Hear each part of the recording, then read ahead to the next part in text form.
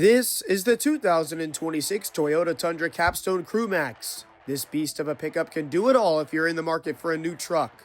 The Tacoma Capstone is a twin-turbo hybrid V6 engine, packing plenty of punch under the hood while still giving you a fuel economy of over 20 miles to the gallon. It has a 5-star safety rating with the Toyota Safety Sense 2.5 features like the pre-collision system or the blind spot monitor, plus a backup camera fitted onto your beautiful 14-inch multimedia display.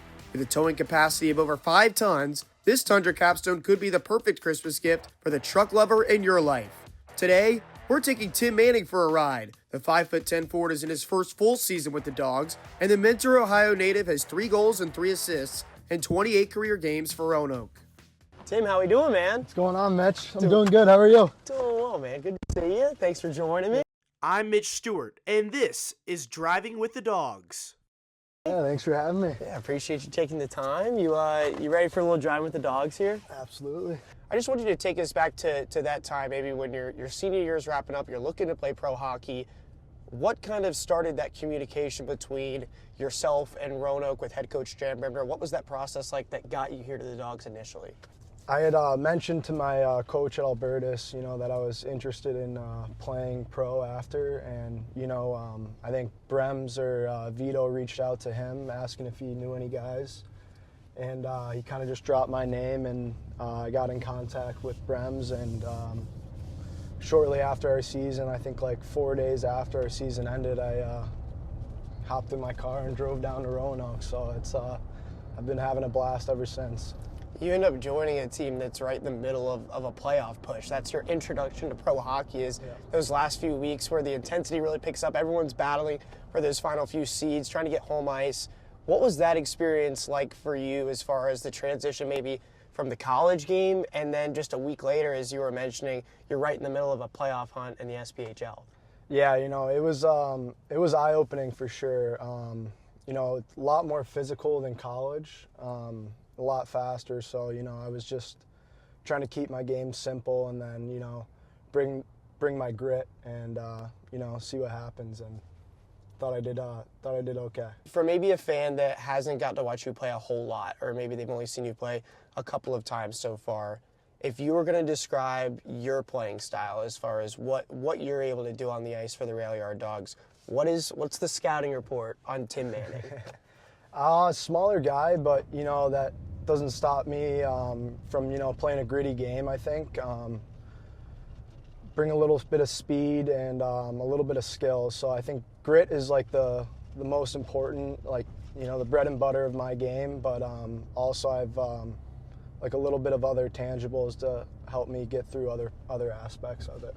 Yeah, I think I would 100% sound off on that as far as the speed and the skill that you're able to bring, but also, that commitment to kind of doing whatever it takes to get the job done, to get W's. And I know the one trait that has really stuck out to me, and I'm sure that a lot of the Dawgs fans that are watching this would agree, is it feels like when you're out there, whether it's on that top PK line with you and Joe Widmar, or whether it's just within your own defensive game when maybe you guys are pinned into your own zone, you eat shots. I mean, you block so many shots when you're out there on the ice. Is that something that has maybe kind of always been a part of your game? Is it something that maybe you've adjusted to try to add it as a different element to maybe add some value for you? I mean, take us through that, because obviously I feel like it takes someone a little bit special to just be willing to be like, okay, I guess I'm just going to go take 10 pucks to the legs today.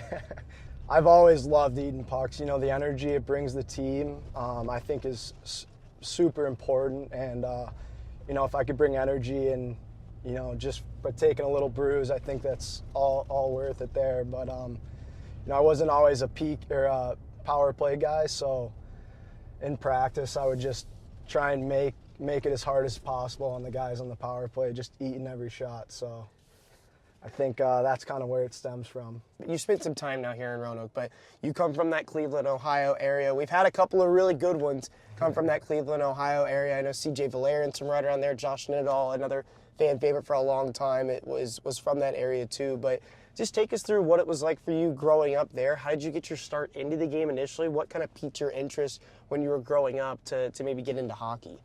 No one in my family has ever really played hockey. My sister did figure skating when she was younger. I kind of just buzzed over to a rink and saw hockey, and I was like, all right, that's something that, you know, I want to do. And here we are. So, yeah. It ended up working out pretty good for you there. Yeah, then. absolutely. Yeah, I'd say so. I would imagine you're a ride or die Browns fan. Yep. So the real important question that needs to be answered today, and I'm sure that the CJ Valerians and the Josh Dinedals and all the other Cleveland Dawgs alumni of the world, they're going to be interested to hear your answer. Is Shedeur Sanders the answer? Is he the guy in Cleveland, or are you non-committal yet on that? You know, I think it's still a little too early, but he's showing promising signs. So I do like that. So we'll stick with him. We'll stick with Shedeur. It seems like the word on the street is that you are dialed when it comes to Guitar Hero. That you are just like a legit semi-pro or maybe even pro Guitar Hero player, that maybe there's some hours being put into that. A lot of hours, yeah. Take me through that. How long have you been playing it? Obviously, it's been around for a minute. I used to grind a little bit too, but from what I've heard from the guys on the team, not only are you willing to play and you love to play, but you're pretty darn good. So take us through that. Yeah, you know, I played growing up with my family and my cousins. You know, I always had a blast. And the past year, I kind of just hit me. I was like, I haven't played Guitar Hero in years. So frankly, I didn't even have a Wii or anything. I got a Wii for Christmas, went and got some Guitar Hero, and just been buzzing it for about 2 years now, and I have a lot of fun with it. Heck yeah. I think now it's important to note for anyone that's familiar with Guitar Hero, which game or do you have multiple of the versions are you playing at the moment? And then on top of that, is there like a go-to song or two that really sticks out to you, and when maybe you're just playing on your own, you're like, yeah, I kind of want to fly through this real quick? Yeah, you know, I have all of them, and my favorite one to play is Freebird, Leonard Skinner. It's a classic, so yeah, I don't really good guitar in that one as well. I don't think you're going to get any arguments on Freebird. We talked a little bit about your time at Albertus Magnus and getting here to Roanoke, but I know that when you were there, it seems like you're a psychology major. Correct me if I'm wrong. Psychology major. So, you know, your time here on the ice in Roanoke is going great. It looks like you have a lot of hockey left in you, but maybe when you start to look beyond that, down the line, post-playing career, have you given any thought to maybe what you would like to do post-hockey with your degree and with your education that you got? Yeah, absolutely. So right now I'm working on applying to some schools for my master's, specifically in sports psychology. You know, I think the mental part of like any game is super important and kind of underlooked right now. So I think that's something I'm pretty passionate about and, you know, want to get into after the game. So I think a lot of people can use the help, and not even use the help, but I think it'll help people take their games to the next level. Gustav Mueller kind of let us in on a little secret that, you know, you guys had both also played tennis at Albertus Magnus, and he didn't put a lot of stock into his tennis game, but what was your tennis game like there? I mean, how did you rank up against Goose head to head? That's my first question, and then second, overall, how would you rate your tennis game? I think me and Goose are pretty similar. I think hockey players in general, you know, picking up another sport, we tend to rely on our athleticism. Not too much skill in the game, but we could hit the ball back over the net and, you know, outlast some opponents with our athleticism. But other than that, it's a battle out there.